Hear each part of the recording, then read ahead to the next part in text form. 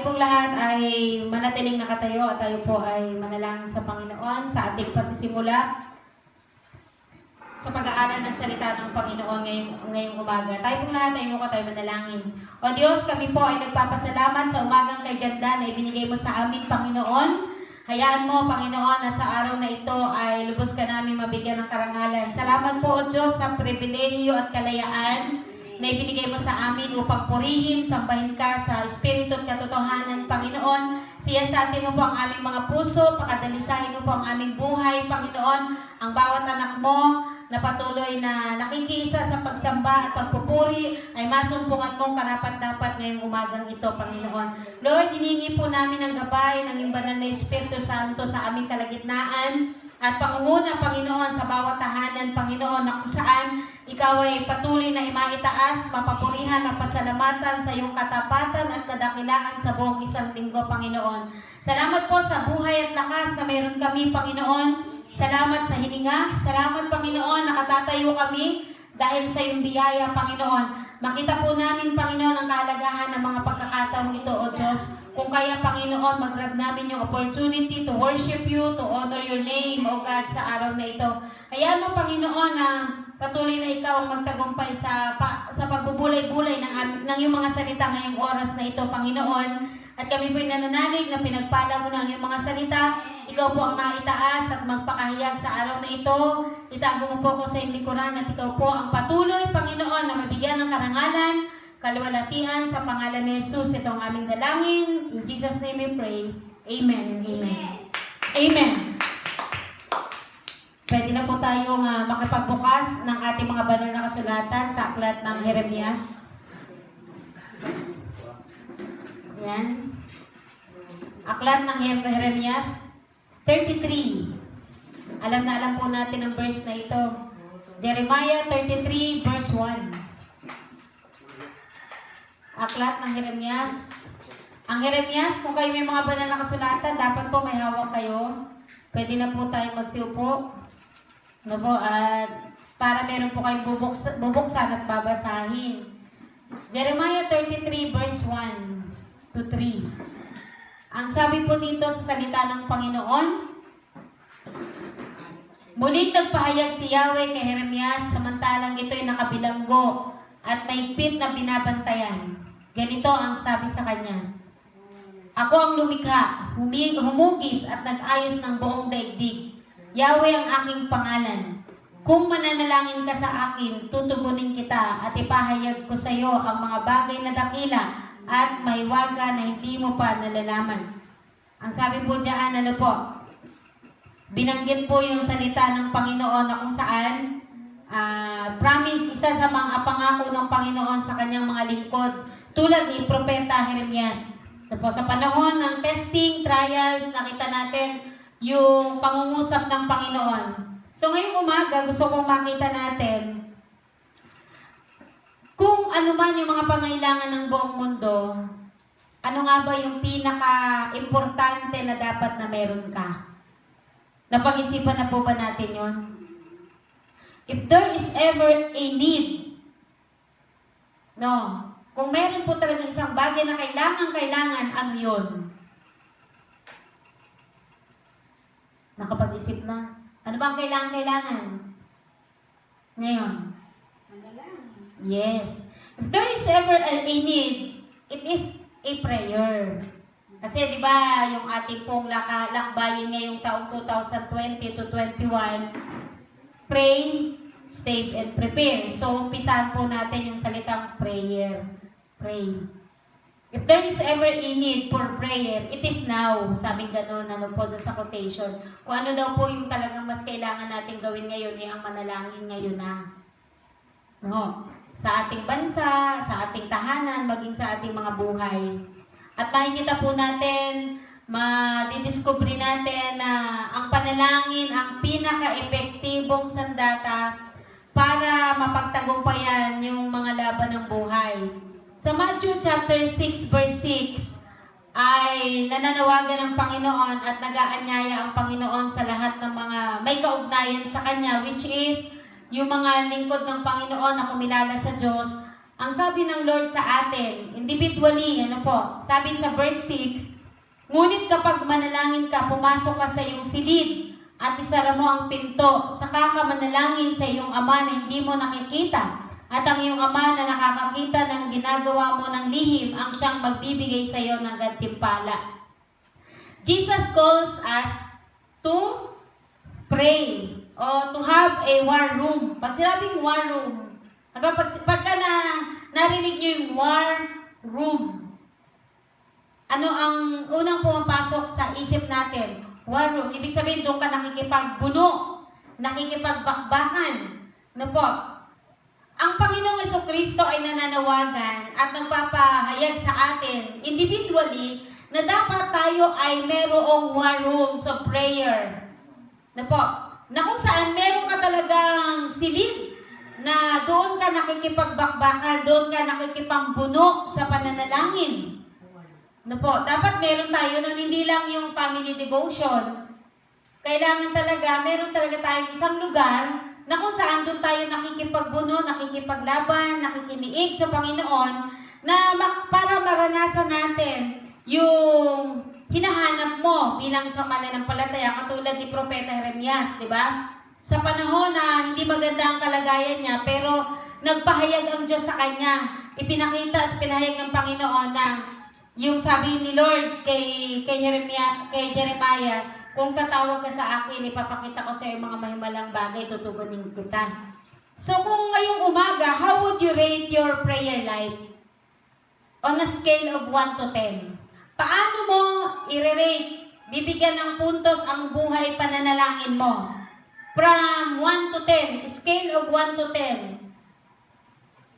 Pag 1, ito yung salitang being cold. Pag nasa 1. Pag nasa 5, duration 1 to 4, being cold yan. Pag nirate mo sarili mo, 1, 2, 3, 4. Nako, being cold, nalalamig ang prayer life. Pag rating ng 5, being lukewarm, patay kang bata ka. Rating ng 5 to 9, lukewarm. Pero pag rating ng 10, being hot. Ngayon, saan ka doon? Diba? Kasi, yung Matthew chapter 6 verse 6, ipinapakita ang kalagahan ng pagkakaroon ng war rooms na silid na kung saan meron ka talagang pakikipagbuno, pakikipag-usap sa Panginoon. Mas mainam nga yung mga may sariling kwarto eh. Doon ka talaga nananalangin, nakikipag-usap sa Panginoon. Doon mo talaga binubuno na nagbabasa ng salita ng Diyos kasi ayaw mo na may mag-aabala sa'yo. So, sabi nga, how would you rate your prayer life on a scale of 1 to 10? Doon sa rating ng 1 to 4 is being cold.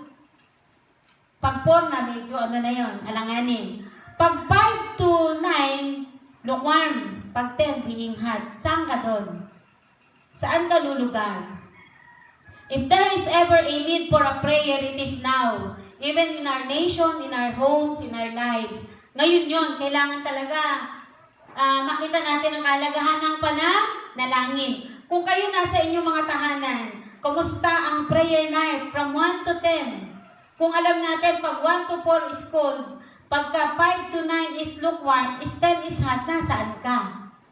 Tanungin mo nga yung katabi mo. Kumusta ang prayer life?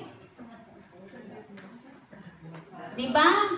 Kasi yung sinasabi sa Matthew 6, verse 6, kung kayo'y mananalangin, sabi ni Jesus, pumasok ka sa iyong silid at isara. Alin ang isasara? Isara mo ang pinto, saka ka manalangin sa iyong ama na hindi mo nakikita, at ang iyong ama na nakakakita ng ginagawa mo ng lihim, ang siyang magbibigay sa iyo ng gantimpala. So itong mga salita ng Diyos na ito ay nagpapaalala sa atin ng kahalagahan ng pagkakaroon ng war room. Hindi po sapat lang yung family devotion. Paano pagka yung family devotion natin, aandap-andap pa? Di ba? Palagay mo, papasok ng langit. Mahirap po ang assuming, pero ito ay nagpapaalala sa atin. Sabi nga po, if there is ever a need for a prayer, it is now. Ito yung ngayon, kailangan mo talagang pagpasyahan. Itong susunod na mga linggo, bibigyan po talaga natin ng diin yung about sa prayer. Before yung save and prepare. Kasi para maunawaan natin ang kahalagahan ng pagkakaroon ng buhay talaga ng totoo, genuine, hindi fake, yung prayer life. Dapat kasi makita natin yan. Even individually, dapat tayo alam natin yan. Kasi kailangan natin talaga ang manalangin. Lalo tigit sa panahon natin ngayon, walang nakakaalam kung ano ang pwede natin kasapitan sa mga susunod pang mga buwan. Kung meron tayong mga panahon at pagkakataon na mga ginagawa sa ibang bagay, masigit dapat sa prayer life natin. Amen. Masigit talaga dapat sa pananalangin kasi anak ka na ng Diyos. At you know the truth. Alam mo yung katotohanan na darating yung ating inaantay. Ngayon ang tanong, katulad ng linggo, prepare to meet your God. Ngayon ang tanong, handa ka ba? Kung ang prayer life natin hindi ayos, kaya ang Jeremias chapter 33 verse 3 ay nagpapaalala sa atin ng pangako ng Panginoon na kung ang mga anak ng Diyos ay magkakaroon ng panahon, hindi tirang oras sa Diyos, ang sabi ng Lord, even kay Propeta Jeremias, kung mananalangin ka sa akin, tutugunin kita at ipahayag ko sa iyo ang mga bagay na dakila at mahiwaga na hindi mo pa nalalaman. Ito, sa panahon ni Propeta Jeremias, nasa panahon siya ng circumstances ng buhay, nakakulong siya, di ba? Nandun siya sa panahon na talagang tigib ng dus at hapis, pero nangusap ang Diyos sa kanya. Ipinakita ng Panginoon, pinahayag ng Diyos na yan, kasama niya si Lord. Ngayon, ang sinasabi lang ng Lord, yung panawagan ng Diyos, if there is ever a need, is a prayer. Panalangin talaga, lalo sa panahon natin ngayon. Amen. Mas kailangan natin ng manalangin dahil hindi talaga na mababalik yung dati. Kasi ito na yung tinatawag na new normal kahit pa mag-MGCQ tayo. Dahil sabi nga po ng ilan, base doon sa mga dalubhasa sa DOH, na po, kung ang COVID-19 virus ay kasama na sa buhay. Ibig sabihin, nandiyan na talaga siya. So kung may vaccine man lumabas dyan, talagang ando na yun kasama na sa buhay ng tao yun. Ngayon, nasa atin na lang ang pag-iingat, ang patuloy na pananalangin sa Diyos kasi wala naman nakakaalam. So, if there is ever a need for a prayer in our nation, in our homes, in our lives, dapat ngayon na. Dapat nagsisimula ka na. Hindi yung narinig mo na, tinapon mo uli, at nakalimutan mo na dapat palang gawin yon. So, sabi sa Jeremiah 33 verse 3, it will be used by the Holy Spirit to turn up the heat in our prayer life to reveal. Ibig sabihin, itong 33 verse 3 ay ginamit ng Banal na Espiritu Santo para yung init o alam ng ating pong buhay pananalangin ay malip up muli. Na po, na kung saan sabi niya, turn up the heat. Turn up. Nandiyan pa naman din yung alab, kaya lang, kumusta nga ba? Baka from scale, from 1 to 10, baka nandun tayo sa ratio na 1 to 4. Or nasa 5. Hindi magandang number. Diba? Sino dito taas ang kamay o magsabi ng amen na nasa kanilang tahanan yung rating nga ay 1 to 4. Aminin. Pag 5 to 9.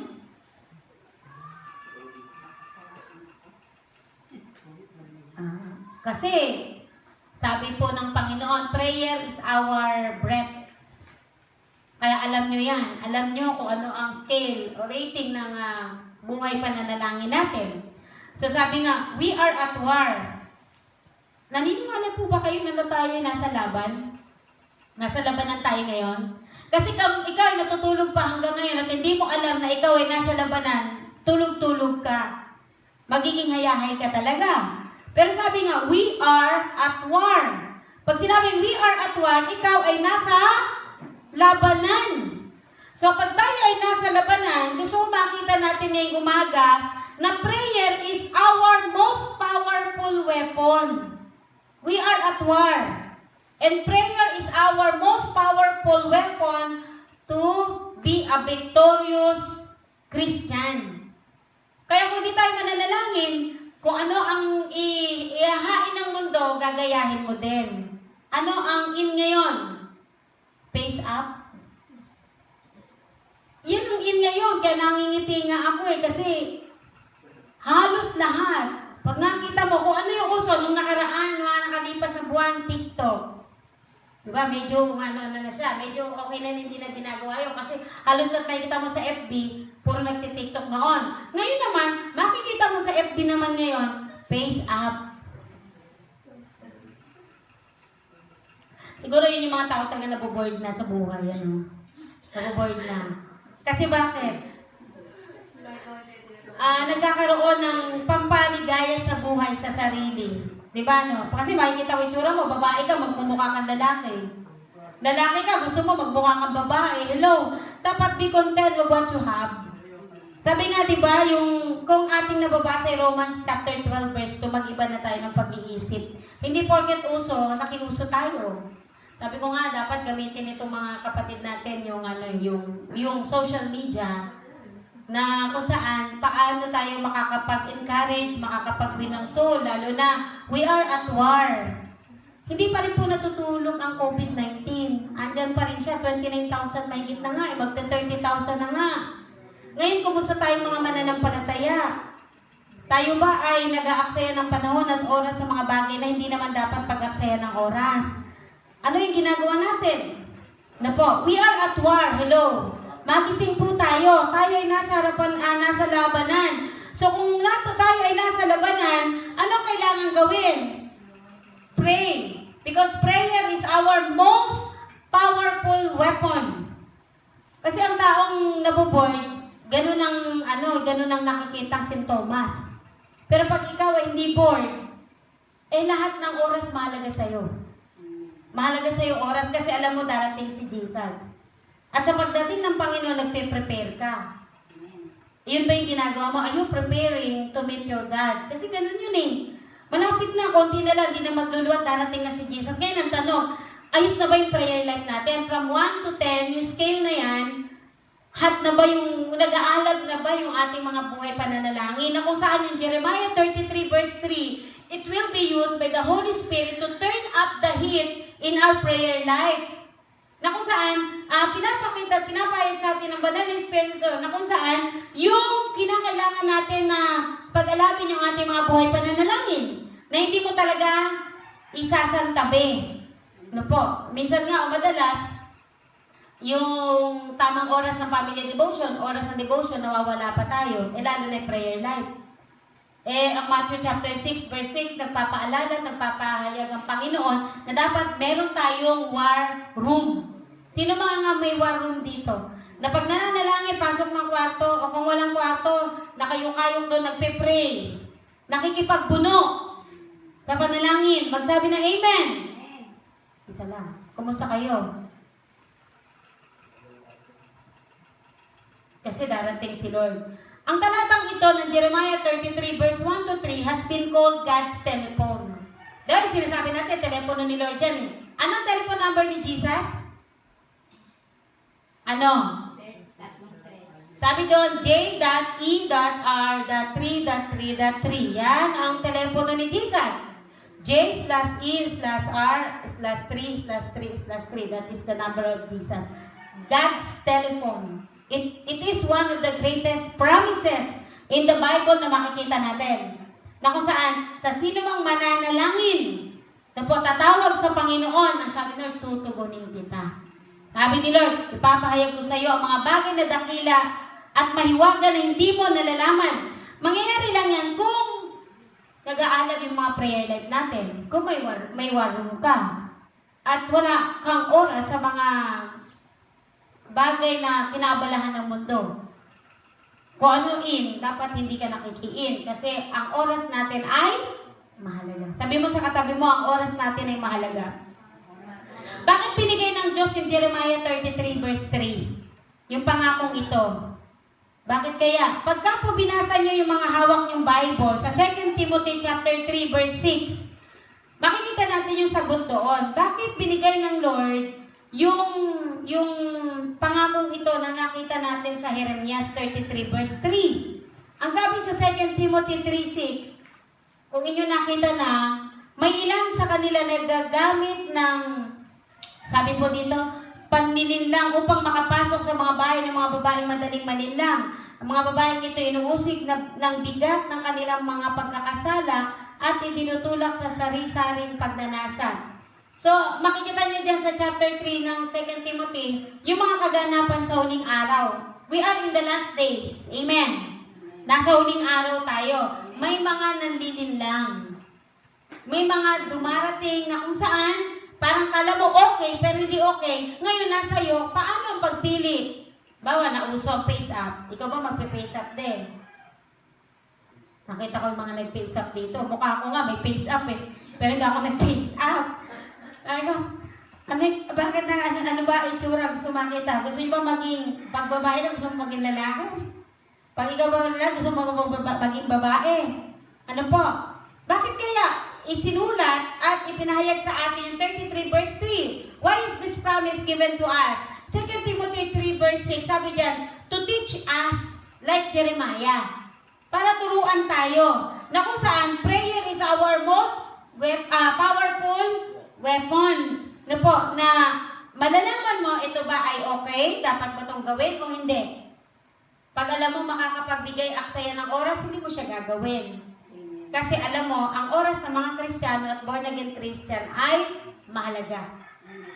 Sinabi ba ni Pastora na masamang magganon at gawin yung mga ganong bagay? Hindi. Ang sinasabi natin, you value the time that God has given to you. Di ba? Pinahalagahan mo yung oras na binibigay ng Diyos sa'yo. Hindi ka nag-aaksaya ng oras kasi ang gusto ng Lord, makita na siya yung napiplease sa buhay mo. Kasi we are created by God to worship Him in Spirit and in truth. Nilikha ka ng Diyos para papurihan ng Panginoon sa Espiritu at katotohanan. Sa palagay mo ba napapapurihan si Lord sa mga ginagawa natin araw-araw?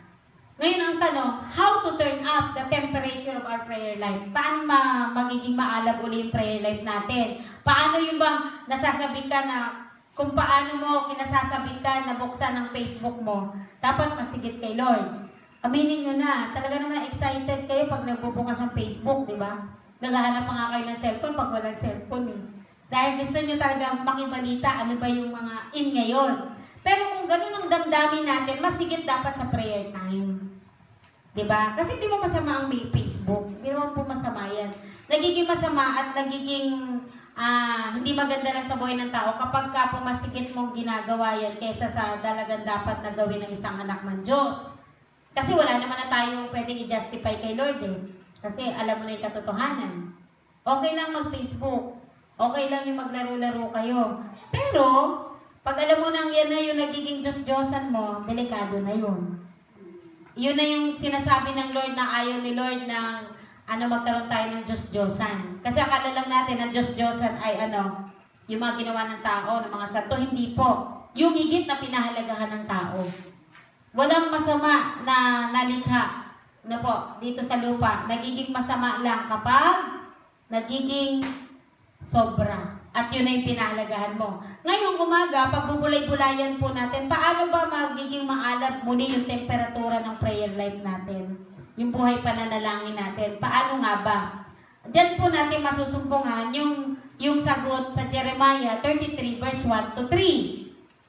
Tingnan niyo po muli ang inyong mga Bible. Dapat po nakikipag-isa kayong magbuklat ng Bible nyo. Ang Jeremias 33 verse 3. Ayan yung una, makita natin. Paano nga ba?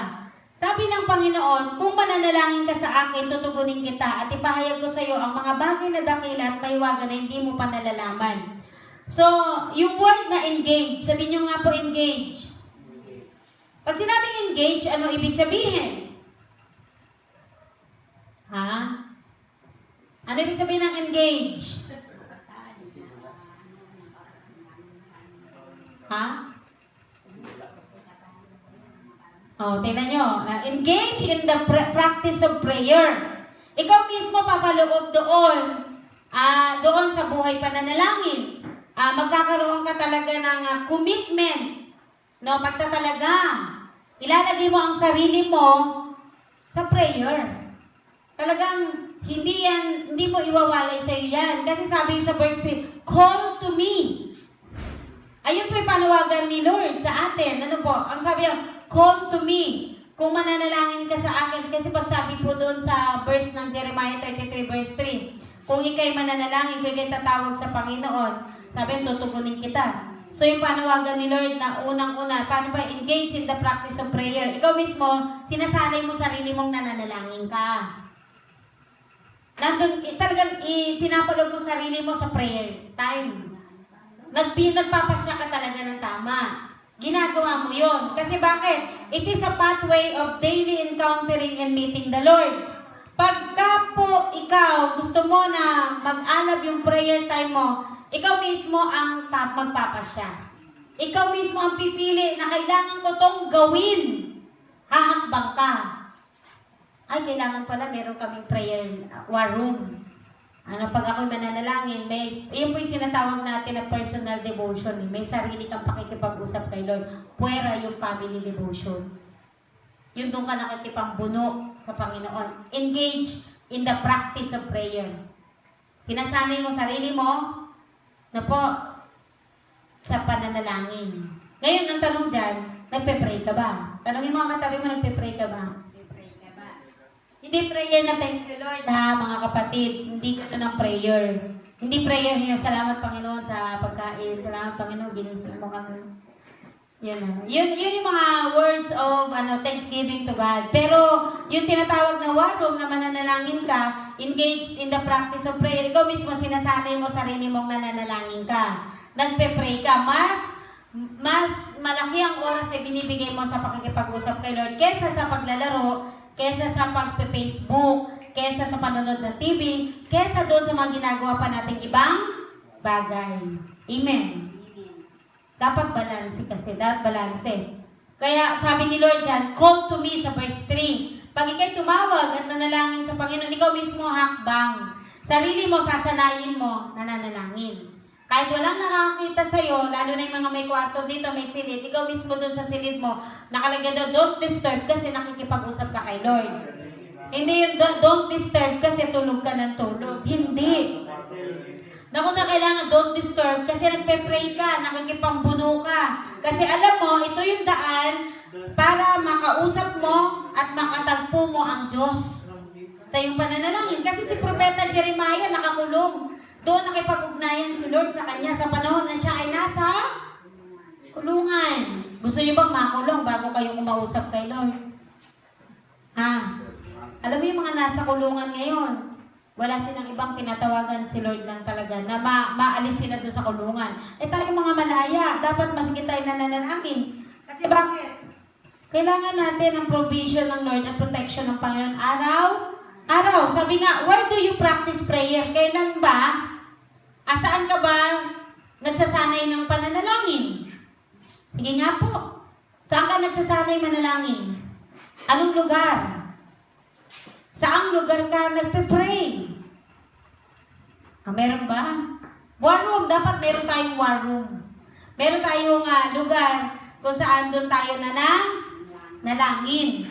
So sabi dyan, sa Matthew 7, verse 9 to 11, pag binasa po natin, Matthew chapter 7, buksan niyo po ang inyong mga Bible.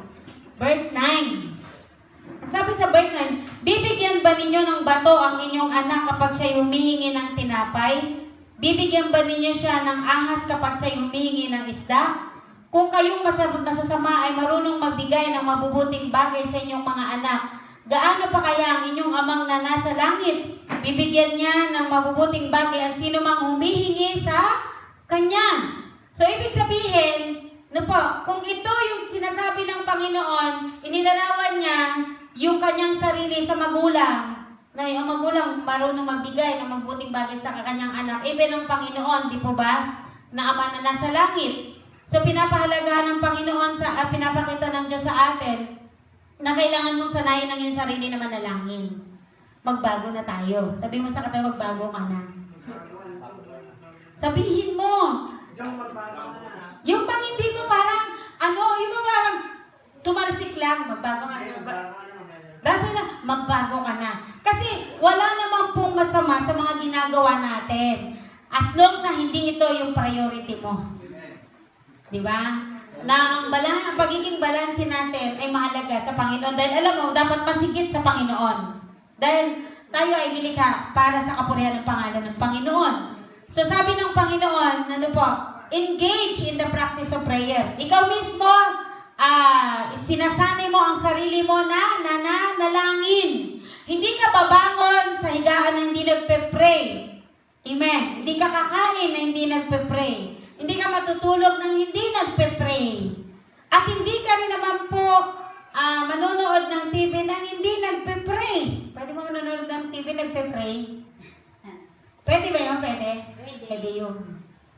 Lalo pag oras ng pananalangin. Kasi bakit? Sabi sa verse 3, yung teksto natin ngayong umaga, Jeremiah 33 verse 3. Ano ang sinabi ng Lord? Kung tatawag ka sa akin, tutugunin kita, ipapahayag ko sa iyo ang mga maywagang bagay. Yung verse 3, call to me. Ito yung pathway o daan sa araw-araw nating buhay para makatagpo si Lord. Kaya mahalaga ang prayer. So dapat may war room ka. Meron kang silid na doon ka nakikipag-ugnayan sa Panginoon kahit anong gawin mo. Bakit? Ano nga ba ang prayer? Sige nga po, pag tinanong ko kayo, ano ba ang prayer para sa iyo? Isang tanong, isang sagot. What is prayer? Sabi niyo, prayer is powerful. Yun nga po, prayer is the most powerful weapon to be a victorious Christian. Ano nga ba ang prayer? Life. Prayer is life. Ay maganda yung pag prayer is life, pag ang panalangin ay buhay, gagawin mo yan. Amen. Pero pagka hindi mo naintindihan, ang prayer ay mahalaga, hindi mo siya gagawin. Panaka-naka lang, pag kailangan lang. Si Jeremiah sa chapter 33 verse 1 to 3, nasa panahon siya ng kulungan, no po, at nagpahayag ang Diyos sa kanya. Sabi niya, kung ikay tatawag sa mananalangin, tutugunin kita. Ipapahayag ko sa iyo mahiwagang bagay. So, pinapakita ng Lord, mahalaga ang pananalangin. Kahit po nasa pagsubok o walang pagsubok. What is prayer? Ano ba prayer? Mahalaga ba to? Amen. Ginagawa ba natin to? Amen. From scale ng 1 to 10, saan ka doon? Naintindihan mo na. Pag 1 to 4, being cold. Being cold, 1 to 4. Pag 5 to 9, being lukewarm. Pag 10, being hot. Nasaan ka? Sige nga po. Taas yung nasa rate ng 1 to 4. Wow, praise God. Walang cold. 5 to 9. Wala pa rin. Umati ka mo, prayer time natin, no? Ay, 10. Ay, nasan yung iba na wala? Diba, nasaan kayo? Ay, baka wala doon sa rating.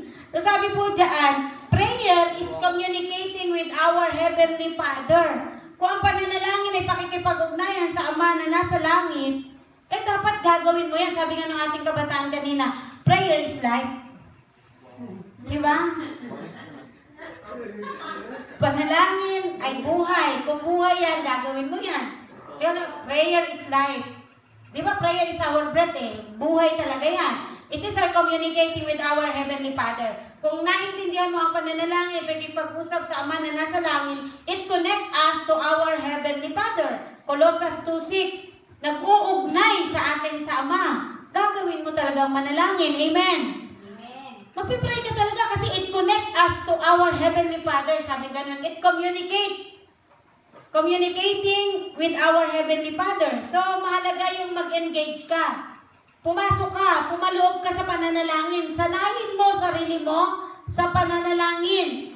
Sa Matthew 6 verse 6, sabi ng Lord, kung mananalangin ka, pumasok ka sa iyong silid. So, panawagan ng Panginoon talaga, dapat talaga may personal prayer. Hindi lang family devotion. So, mahalaga, sa sarili mo, meron ka nun. Sino dito yung nakakatagal ng 2 hours naglalaro? 2 hours naglalaro. O pag more than, ako, Diyos-Diyosan na yan. Kasi bakit? Alam niyo po ba, ang paglalaro ng higit 3 oras ay nakakadugo ng ugat na maaaring pumutok ng vein doon sa mata natin. Lalo na yung laki ng epekto ng radiation sa katawan sa hawak-hawak na cellphone. Sabi nga, 1 hour is enough Pero pag sumobra sa 2 hours and 3 hours, nagiging Diyos-Diyosan na natin yan. Why?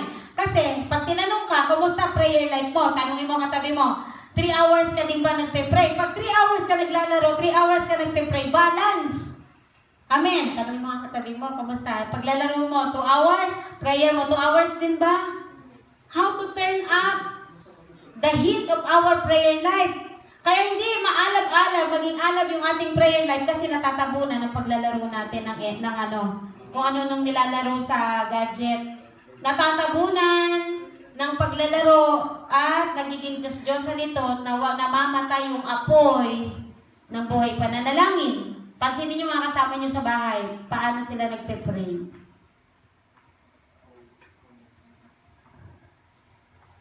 Oh, di ba no? Kung prayer is life, mahalaga yun. Kasi panalangin buhay. Tapos sabi pa, in communicating with the Heavenly Father and connect us sa ating Amang nasa langit, gagawin mo siya. Kaya sabi natin, walang masama sa mga nalikha dito sa lupa. Yung mga gadget na meron tayo, nilikha yan para sa ikabubuti ng tao. Amen. Depende lang paano mo siya gamitin. Sa ikaluluwalhati ng pangalan ng Panginoong Hesus. Amen po ba? Mas masarap mag-share ng gospel pag nasa cellphone. Alam niyo ba, pagka kayo ay nag-share ng gospel, pag na-touch yung sinishare nyo, binibless kayo niyan. Ay, totoo yun, di ba?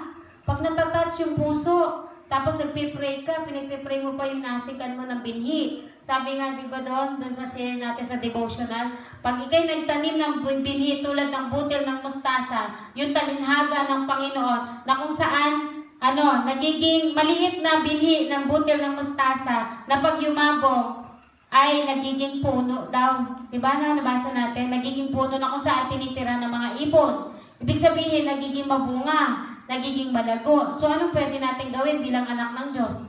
Engage in the practice of prayer. Ikaw mismo, sanayin mo sarili mo manalangin. Magsanay ka. Sabi mo sa katabi mo, magsanay ka. Huwag ka lang umasa doon sa pamilya na, ay, may prayer devotion, kaya doon ka nagpe-pray. Even ikaw, pag nag-iisa, nagpe-pray ka. Sino dito nagpe-pray? Mag-isa. Nagpe-pray talaga mag-isa. So, baguhin natin yung lifestyle natin. Kasi tayo po ay harap sa hukuman ni Kristo. Sabi sa 1 Corinthians 5 verse 10, ano man yung ating ginawa, mabuti man o masama, harap tayo sa hukuman ni Kristo. So, ibig sabihin, hindi po pwede kay Lord yung tinatawag na minsan. Hindi pwede kay Lord yung tinatawag na nakalimutan ko. It is a choice. Ikaw ang pumipili niyan. Kung alam mo na ang prayer ay life, kung ang alam mo ang prayer is communicating and connecting to our Heavenly Father, gagawin mo yan. Engage in the practice of prayer to turn up the temperature of your prayer life. Para maging maalap ang prayer life mo, ikaw mismo, sasanayin mo sarili mo. Amen. Magpe-pray ka. Amen po ba? Amen. So, tulungan tayo ng Lord, magsisit, patawarin tayo ng Panginoon sa ating mga kapabayaan kasi ikaw ang pumipili. Gamitin natin yung wisdom na binigay ng Lord sa atin kung paano gagawin ang tama at nararapat. Okay lang maglaro, okay lang mag-Facebook. Pero pagka po nagiging masama at nagiging, yan na yung inuuna mo kaysa mag-pray, bitawan mo yan, lumapit ka kay Lord, pagsisihan mo. Kasi alam mo yun po, ang pinakaunang-unang gamit ng tao ngayon na is cellphone. Lalo na yung mga may internet. Delikado kayo, mga may internet, ha? Kailangan balance. Kasi ang sarap mag-internet. Lalo na kapag ka po nasasarapan kayo sa kalalaro. Nakaka-addict yun eh. Aminin naman natin, nakaka-addict yun. Pero pag ikay anak ng Diyos, sabi nga, choose right. Piliin mo ang tama. Maging balanse ka. Okay lang yung may internet kasi yan na yung technology na gagamitin ng tao ngayon. Yan na talaga. Dahil yan na yung gagamitin sa pag-aaral, gagamitin sa pagtatrabaho, kailangan talaga natin yan. Pero be balance. Alam mo na yung pagiging balanse. Kaya pag tinignan mo sarili mo, in-scale mo pa from 1 to 10, at nandun ka sa rating ng 1 to 4, pag nandun ka sa rating ng 5 to 9, ingin na tayo ng tulong sa Panginoon kasi delikado po tayo dyan.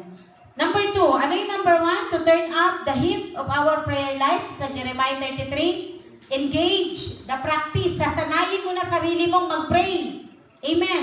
Na kahit na ikaw i-assign ngayon mag-pray ka, hindi ka tatanggi. Kasi you always practice in prayer. Amen. Buhay mo na yan eh. Amen po ba? Kaya pag ikaw nag-prayer dito, no po, talaga naman umaati ka po kasi buhay mo na yon. Ang Espiritu ng Diyos ay sumasa iyo, kaya pag hindi ka marunong manalangin, siya ay nagtuturo sa iyo kung ano yung dapat na ipanalangin. Pansinin niyo yung mga hindi nagpe-pray, ayaw mag-pray, nanunuro, di ba? Pero kapag nagpe-pray yan, nakikita niya sarili niya, Lord, it connect to you, it communicating to you. Kaya gagawin ko yan. Kasi mahalaga yon. Prayer is life. Sabi niyo, prayer is life. Prayer is our breath. Sige nga po, prayer is our life. Prayer is our breath. So ano gagawin natin? Engage in the practice of prayer. Pag sinabi engage, sinasanay mo na sarili mo na pumapaloob ka sa pananalangin. Lagi mo na siyang ginagawa. Kahit gaano ka kaabala, ka busy, walang busy sa taong mapanalanginin. Kasi bakit? Alam mo, pag inuna mo si Lord, God at works. Pag si Lord inuna mo, gagawa si Lord. Number 2. So yun yung una, engage in the practice of prayer. Sinasanay mo na sarili mong nananalangin ka, mag-isa. Nagme-meditate ka ng Biblia, mag-isa. Kaya pag nag-devotion kayo sa pamilya, hindi ka nahihiya kasi you are practice. Praktisado ka kasi buhay mo na yan. Alam mo na gagawin mo. At pribilehiyo para sa iyo ang mag-pray at mag-meditate at mag-share. At kahit anong edad, sanay ka na, hindi ka nahiyang mag-share at manalangin. Kahit even batang maliit, dapat nasasanay na yung mag-pray at mag-meditate ng word ni Lord. Pag si bro, kapatid ikaw, kaya mo na mag-share, kapatid na Ogi, kaya mo na mag-share ng gospel, mag-pray. Amen. Sa susunod, hindi na ako ang tatayo. Kayo na. Number 2, mag-a-assign na tayo ng tatayo sa susunod. Amen. Para at least hindi na si Pastora. Number 2, hindi lang engage. Ikaw ang mauuna. Hindi lang engage. So sabi dyan, pangalawa, to turn up the heat of our prayer life, the temperature of our life, hindi lang engage in the practice of prayer, kundi sabi, experience. Sabi nyo nga po, experience. The promise of prayer. Maranasan mo yung pangako sa isang taong nalangin.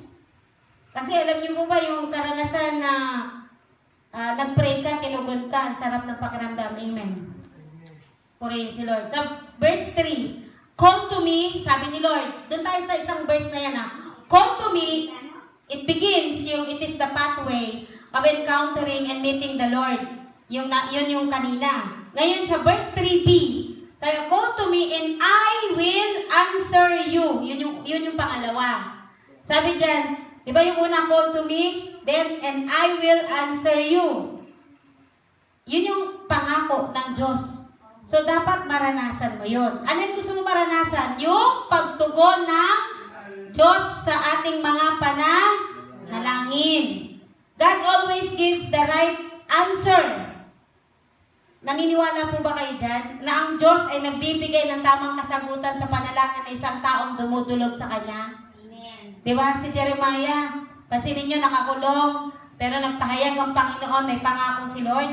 So sabi nga, para maging maalab yung ating mga prayer life, dapat maranasan mo, alin? Yung pangakong pagtugon ng Diyos sa pinapanalangin mo. Amen. Ngayon, sabi nga natin, may 3 pagtugon si Lord. Number 1, yes! Direct answer ni Lord dyan. Pag nag-pray ka, Lord, sa pangalan ni Jesus, sagutin ako ng nililigawan ko. Ngayon, siyempre, may 3 uri ng pagtugon si Lord eh. Una, yes. Ang pagtugon ng Lord, yes, direct answer. Direktang pagtugon ng Panginoon. Pag sinabing direct answer, yes, now. Ngayon na yan. Pag pray mo, tinugon ka agad. Diba? Nanalangin, Lord, tulungan po kami, wala kami pagkain. Tapos, siyempre, nakita ng Lord ang heart mo, may kumatok, may ginamit na modern raven si Lord, o raven si Lord. Uwak. Hindi naman literal na uwak, ha? Tumuktok, binigyan ka, pinabibigay ng Panginoon. Yan yung tinatawag na unang tugon ng Diyos na pwede mong maranasan. Na dapat ma-experience mo. Ang tugon ng Lord, pwedeng yes.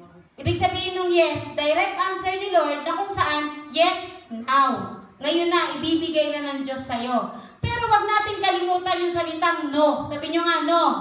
Na kapag nag-pray ka, Lord, sana sagutin ako ng nililigawan ko. Hindi ka pa rin hindi ka pa rin tinutugon. Ito yung tinatawag na denied answer. Pag denied, no po, syempre, hindi talaga pwede. Yung pala, nililigawan mo, ang believer, hindi naman kalooban ng Panginoon. Dahil mapilit ka, bahala ka. Inalaw ng Diyos sa'yo, may consequence. Kaya maghihimo ka pagdating sa Facebook, pati sa loobin mo, sasabihin mo. Hindi mo na-realize, hindi pala pwede yun.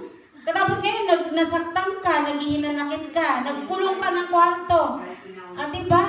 Kahit hindi pwede, pinupwede mo, nangiti nga ako. Hihintayin kita, kahit hindi na ako gusto. Diba, no? Sabi ko nga, sa kandado nga Diba, pagka hindi pwede, masasaktan ka lang, huwag mo ipilit, masisira lang yung kandado. So, may nakalapat talaga. So, may mga pagtugon ng Panginoon sa panalangin ng anak niya na no. He denied answer kasi merong pinaka-best na pwedeng ibigay si Lord. Huwag mong ipilit ang hindi pwede. Yan, hindi pwede talaga. So, huwag natin kalimutan yun. Meron din naman yung pagtugon si Lord sa prayer natin na wait. Alam niyo yung pag sinatang wait? Pag sinabing wait, delayed answer. Ano ibig sabihin ng delayed answer? Sometimes God says yes, but not now. Ibig sabihin, delayed answer, sumagot si Lord, sige, pero hindi pa ngayon. Maghintay ka. Amen. So, dapat naunawaan natin yon. Yung pangalawa, para maging maalab yung mga prayer life natin, to turn up the temperature, to turn up the heat temperature of your prayer life. Sabi niyan, maranasan may pangako ng Diyos sa pagtugon sa panalangin. Pero may tatlong uri ng pagtugon sa Lord. Merong direct answer, may denied, may delayed answer. So, kung alin man doon, anong kailangan mo? Patuloy kang manalangin. Yung binabanggit sa 1 Thessalonians 5:17, pray without ceasing. At yung Lucas chapter 18 verse 1, tulad ng isang babaeng balo na pumabalik-balik doon sa hukom para hingin yung katarungan. Dahil sa kakabalik, binigay sa kanya. So, tinuturo ng Panginoon na kung saan manalangin ka para maranasan mo yung himalang bagay na gagawin ng Diyos. God not only wants to give us what is best for us, but He gives it to us. Na kung saan, binabanggit ng Diyos diyan, hindi lang ibibigay ng Lord yung pinakamainam sa'yo, kundi talagang ito yung nararapat para sa'yo. Kasi, nag-i-invest ka kay Lord.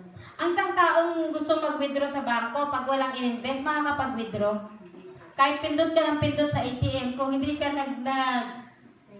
di ba, hindi ka nagsisave o di ka talaga ang tawag dyan, nagde-deposito para magkaroon ng laman yan, kahit na mag-withdraw ka, wala kang withdrawin. So, mas mainam nag-i-invest tayo sa Panginoon. So, paano kami, Pastor, mag-i-invest kay Lord? Nasa bahay lang kami. Di kung paano ka gumagalaw sa araw-araw mong buhay. May gadget ka. Pwede ka bang magamit ng Panginoon to share His good news? Yes. Gamitin mo oras para sa pagpupuri sa Panginoon sa pagitan ng pagbabahagi. Hindi mo nagagawa yan. Bakit? Tingnan mo sarili mo. Balance ka ba? Diba? Kaya yung mga taong nabuboard, nagpa-face up na lang. Diba? Kasi wala kang magawa, face up ka na lang. Kaya makikita mo dun sa sa mga caption ng mga walang magawa. Kaya anong gagawin? Face up ka. Tayo kasi mga anak ng Diyos, mga kapatid, sa in reality, oras natin mahalaga. Amen. Kung pwede nga lang sa 24 hours na pag-ikot ng orasan na tayo dugtungan pa. Kasi bakit? Sasabihin natin, ang bilis naman ng oras. Kaya nga sa ating buhay, mga kapatid, experience the promise of prayer as our most effective weapon. So sabi ni Lord, call to me and I will answer you. Yung word ni Lord na I will answer you, tutugunin kita. Paano ka tutugunin kung hindi ka mananalangin? Sino dito may gusto na makamtan sa Panginoon? Matagal na pinagpe-pray. Ang tanong, inaayudahan mo ba sa prayer yan hanggang ngayon? Kasi tumutugon si Lord eh. Tumutugon ang Panginoon natin mga kapatid. God always answer our prayer. Tulungan tayo ng Lord. Kasi may iaano tayo, di ba? Ang ating lakbayin ngayon sa church. 2020 to 2021, pray, save, and prepare. Kasi hindi natin alam kung ano yung mangyayari sa susunod na mga panahon. So ngayon, sinisimulan natin yung salitang prayer. Pray. So naintindihan po natin para maging, ma-turn up yung heat of temperature ng prayer life natin. Sabi doon, sanayin mo sarili mo na manalangin. Pangalawa, maranasan mo yung pangako ng pagtugon ng Diyos sa panalangin. Kaya dapat mag-pray ka para ma-experience mo na, yes, masarap din naman yung corporate prayer. Nagpe-pray tayo ng sama-sama. Pero mas masarap yung nakakausap mo si Lord at tumutugon si Lord sa'yo. Alam niyo ba, pag nagpe-prayer ka, may nagsasalita. Ano yung nagsasalita? Kadalasan, di ba, hawak niyo Bible, nagpe-prayer ka sa Panginoon, tapos pagkatapos mag-pray, nagbuklat ka ng Biblia, merong tugon si Lord sa banal na kasulatan. Nagsasalita si Lord sa'yo. Yun yung pagtugon ng Lord. Kaya hindi mo hinahanap ang kasagutan sa Facebook. Kapag ka po may hinaing tayo, hindi natin isinasambulan sa buong mundo, kundi sa Panginoon. Amen. Para hindi po masyadong maging malaman ng buong mundo anong kalagayan mo. Kaya yung iba, kapag nag-post ka, pati kahit na prank yan, na no? Huwag kayo nagpa-prank mga kapatid, sunod, di na kayo paniniwalaan. Amen. Amen ba? Yung nagpa-prank, sunod, di na paniniwalaan niya. Alam mo yung nagpa-prank? Yung wala naman nangyayari sa yung hindi maganda, tapos magpo-post ka na parang may nangyari hindi maganda sa iyo. Tapos, yung iba naman, todo encourage sa'yo. Ini-encourage ka. Yung pala, loko-loko lang. Diba? Susunod yan, parang yung kwento dyan sa libro, na pag nagsabi ka ng isang bagay, dahil nagjo-joke-joke ka, pag pangalawa na, hindi ka na paniniwalaan kasi nanloloko ka lang. Diba? So, mga anak ng Diyos, hindi. Kasi bakit? Hindi naman tayo word ng patola. Tayo ay aware lang at alisto sa mga kapatid natin kay Lord na nangangailangan ng tulong sa pag-encourage at pananalangin. Amen po ba? Kaya nga, ginagamit ang social media para sa makabuluhang bagay. Na kahit malayo tayo, kapag ka po may mga problema at suliranin tayo, nangangailangan tayo ng panalangin, gagamitin natin yan. Ipopost natin. We need prayer. Yung ganun yun Tapos, magkakaroon ng saturation drive to pray. Nandun ang himala ng Panginoon. Kaya mga anak ng Diyos, ang social media ginagamit sa makabuluhang bagay. Amen. Amen po ba? Amen. Nangiti nga ako kasi nung isang araw, may sa akin, may umu-order sa akin nung nakapost dun sa sabi ko, ay hindi po ako yan. Doon po sa pangalan ng doon po kayo umorder sa kanya po yun. Kasi syempre, di ba, tinan niyo makabulong bagay, nagagamit din through, work, sa trabaho. Pero pinakamahalaga dyan mga kapatid, nagiging wise tayo bilang mga anak ng Diyos. Paano mangyayari yan? Para maging maalam yung ating buhay pananalangin, dapat sinasanay mo sarili mong nagpe-pray ka. You practice it. Pangalawa, maranasan mo yung pangako ng Diyos na pagtugon sa panalangin mo. Pero tandaan mo, mayroong direct answer, may denied answer, may delayed answer. Anong gusto mo sa tatlo? Direct, deny, o delay?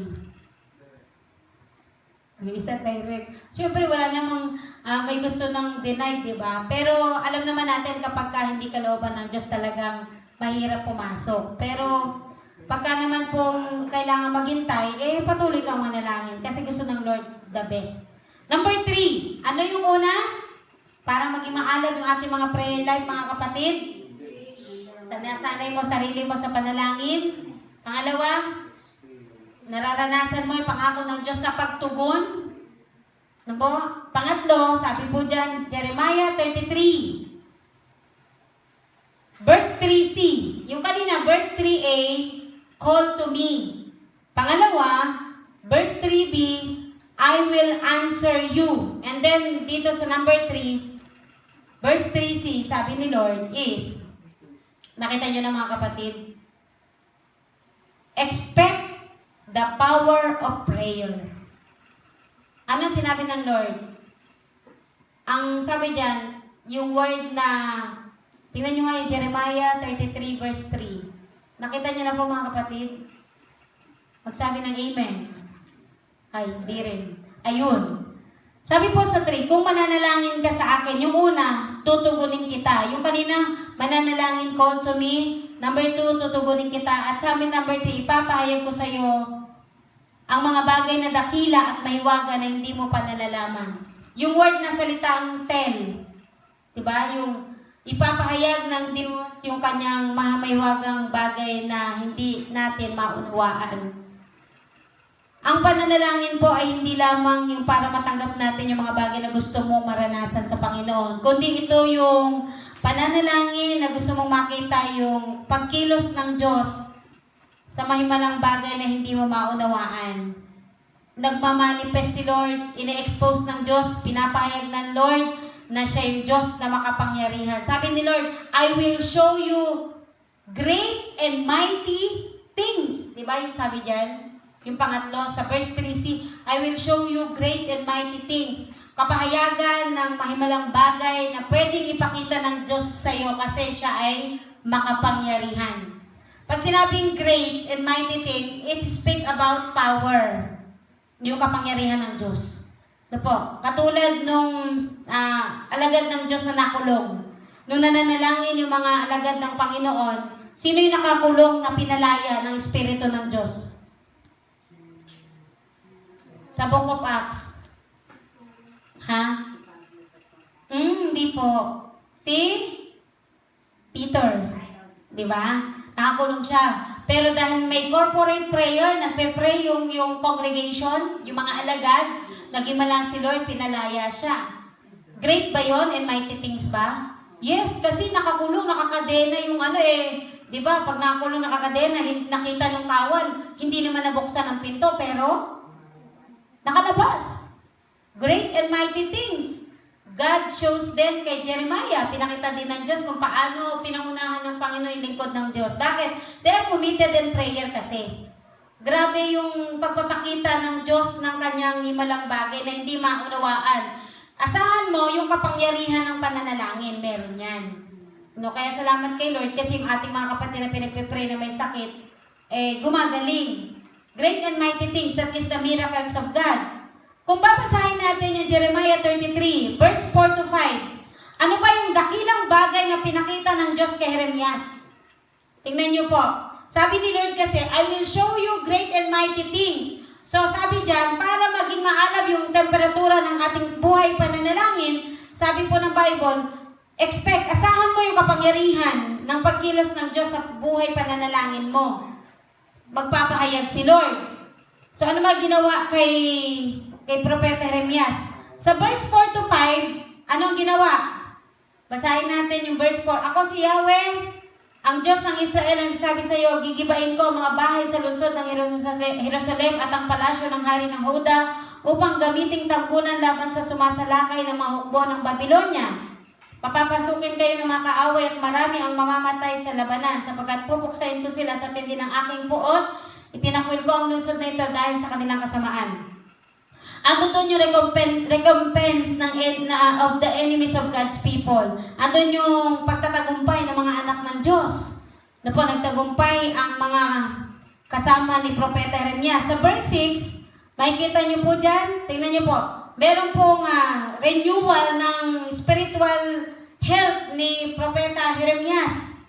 Tingnan nyo mga kapatid, pagagalingin ko silang muli. Hanguin ko sa kahirapan ng Huda at bibigyan sila ng kapayapaan at kasaganaan. Merong peace, meron din pong health, merong restoration of the city of Jerusalem. So yun yung mga great and mighty things sa pagkilos ng Panginoon through prayers of Prophet Jeremiah. So kung meron ding removal ng stain ng sin, regeneration ng God's Spirit, may renewal ng God's covenant. Pinakita ng Diyos yan sa verse 8, 9, 12, and 13. Kaya sabi diyan, I will show you great and mighty things. Pag sinabing great, yung power ni Lord, pinakita ng Diyos kay Propeta Jeremias. Pag sinabing mighty things, mighty, ibig sabihin, yung patuloy na unsearchable, hindi maunawaan, mighty. things, mga hindi maintindihan, maunawaan na pagkilos ng Panginoon.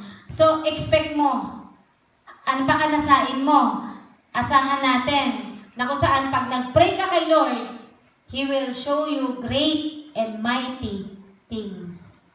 Kayo po ba pag nag-pray, umaasa kayong tutugunin kayo ni Lord? Amen. Ha? Sino nagpe-pray dito sa COVID-19? Amen. Mga kabataan, kayo ba nagpe-pray para sa COVID-19? Ano ang pinagpe-pray nyo? Ha? Ano? Siyempre naman pag pray parang wala na. Di ba?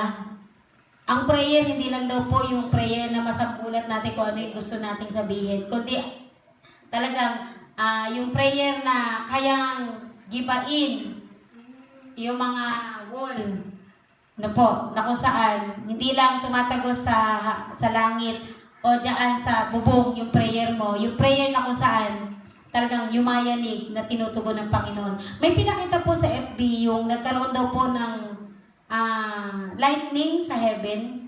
Nakita niyo ba yan? Opo. Mayroong naka-picture out doon. Hindi siya yung inedit. Pinakita na meron siyang parang yung pinakita sa kila Moses nung panahon na sila ay lumalakbay sa disyerto, na kapag gabi meron pong haliging apoy na kung saan para maliwanagan sila. Meron pong pinakita, pero sabi nga pinag-aaralan pa hanggang ngayon kung gaano katotoo. Pero sa ating buhay, may mga unsearchable, mga bagay na hindi natin maintindihan bakit nagaganap, bakit nangyayari, di ba? Even yung mga 4 o 3 strong winds, di ba? Yung tawag nun, buhawi ba yan? Biro mo mga nangyayaring ganyan. Tapos, yung panahon natin, hindi mainawaan, buhos ang ulan, tapos sa araw. Tapos, makikita natin ang buwan, nagiging kulay orange na talagang parang galit na hindi natin malaman kung ano ang pwedeng maging kaganapan. Pero sabi nga po, sa anumang bagay na nagaganap sa paligid natin, prayer is our most powerful weapon. As we engage in the daily war zone ng buhay natin, dapat sa war room natin, nagpe-pray talaga tayo. Na kapag ka po dumating ang Panginoon, engage ka sa pananalangin, nararanasan mo yung pagtugon ng Diyos sa bawat panalangin mo, pinapakita ng Diyos sa iyo yung kanyang kapangyarihan at yung mga bagay na hindi natin maunawaan kung bakit ganun ang pagkilos ng Diyos sa ating mga buhay. Kaya nga mga kapatid, alam niyo po, kapag ka po may pagtugon ng Lord, nagiging maalam yung ating mga prayer life. Hindi lang routine. Hindi ka lang nagpe-pray kapag ka may pangailangan. Nagpe-pray ka, meron o walang pangailangan, nagpe-pray ka sa Panginoon dahil buhay mo na yan. Prayer is life. Ganda, no? Yun ang nakuha natin. Prayer is life. Kaya dapat lagay nyo yan sa inyong mga cellphone. Prayer is life. Bago mo buksan ang cellphone, prayer ka muna. Amen. Dapat yung mga apps nyo, pag tingin ng katabi mo, ang nakalagay dyan, prayer is life. Parang pag tinurn on yung cellphone, nakalagay prayer is life, bago mo siya buksan, pray ka muna. Amen. Amen po ba? Baguhin nyo yung mga apps nyo dyan. Lagay nyo yung mga makapagpapaalala sa atin na prayer is life. Dahil it is our breath and connecting to God. Kaya nga sabi dyan, how to turn up the heat of temperature ng prayer life natin. Number 1 is engage. Number 2, experience. Number 3, expect. Ano yung engage natin? Engage in the practice of prayer. Number 2, experience the power or the promise of prayer, and then expect the power of prayer.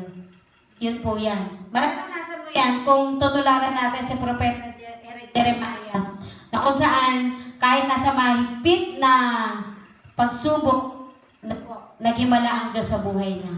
May pagtugon si Lord. Kaya salamat sa Panginoon na po tulungan tayo ng Lord, mga kapatid, na maging tapat tayo sa buhay pananalangin natin. Kasi pag alam mong anak ka ng Diyos, buhay mo na ang prayer. Prayer is your life talaga. Buhay mo na yan. Hindi ka gagalaw ng anumang bagay na nasa bahay ninyo nang hindi ka nananalangin. Gusto mo mapunta ng langit?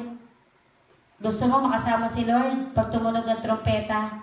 Salaminin mo muna sarili mo kung faithful ka bang nagpe-pray. May war room ka ba? Nagpe-prayer time ka ba kay Lord? Iba yung family devotion. Paayos natin kay Lord yan. Kaya ngayong umaga, salamat sa Panginoon na po, ang salita ng Diyos ay nagpapaalala sa atin na kung saan prayer is our most powerful weapon as we engage in the daily war zone of life from our war room of prayer. Engage the practice of prayer, experience the promise of prayer, and expect the power of prayer. Para yung ating prayer life ay maging maalab sa Panginoon. Simulan na natin, ngayon na. Amen. Ngayon na. Sabi mo sa katabi mo, ngayon na. Magbago na tayo. Gusto mo makasama ni Lord? Huwag ka laging nag-FB, naglalaro. Dapat masigit ang buhay mo sa pananalangin at pagsasaliksik ng salita ng Diyos. Kaya salamat sa Panginoon ngayong umaga. Tayo pong lahat ay tumayo. Tayo po ay umawit sa Panginoon. Awit tayo ng isang awit kay Lord ng pagpapasalamat. Thank you, Lord. Tayo po yung muko at tayo po yung mananalangin sa ating Diyos. Hallelujah. Thank you, Jesus. Hallelujah. Yes, Lord. We worship you. We glorify your name. We honor you, Lord God.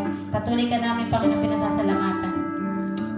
Hallelujah. Thank you, Jesus. You are worthy to be praised, O God. Kay buti mo, Panginoon,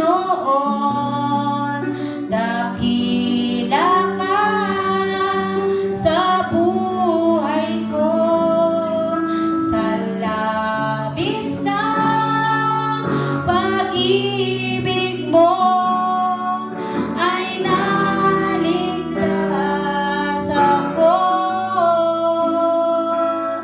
Hindi man karapat-dapat ay iyong pinatawan at binigyan mo pa ng tinig at tinuruan mong umawit. Kaya ngayon ang puso't isip ko'y isang sinasambit. Ang pagpupuri ng Diyos, ang pagpupuri pasasalamat ay sa'yo lamang nararapat.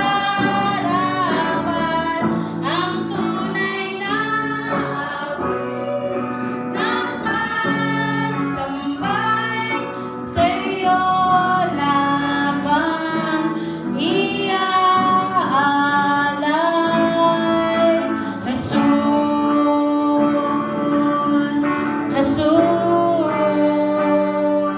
Jesus, yes Lord, dakilang Diyos, purihin ka. Hallelujah. Oh glory, yes Lord, oh glory to you Jesus. Hallelujah. Purihin ka aming Ama sa langit.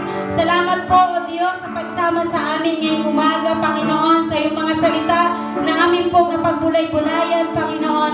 Lord, nahasik ang iyong binhi. Kayo na po, Panginoon, ang magpalago, Panginoon, sa bawat pusong natamnan, Panginoon, ng iyong mga salita ngayong umaga. Hayaan mo, Panginoon, pag-alapin mo po sa bawat isa ang aming mga buhay pananalangin. Patuloy mo kami, Panginoon, isaayos o Diyos ang aming mga sarili, Panginoon. Kung kami man po ay nagkulang, nagkamali, Panginoon, at nagkaroon ng lapses sa aming pananalangin, hiningi po namin, O Diyos, ng kapatawaran sa iyo, Panginoon. At ngayon pa lamang iniiwan na namin ito, O Diyos, at amin na po, Panginoon, Panginoon, nasanayin ang aming sarili, O Diyos, sa pananalangin dahil ito na ang aming buhay.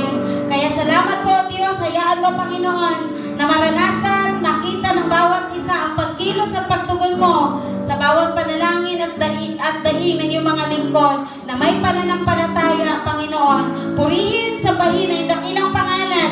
Ang lahat ng papuri, pasalamat at pagsambay, amin po ibinabalik sa iyo sa tanging pangalan ng aming tagapagligtas na magsabi ng Amen. Amen. Thank you, Jesus. Thank you, Lord. Amen. Purihin po ang Panginoon. Pagpalain po tayo ng Panginoon. God bless us all.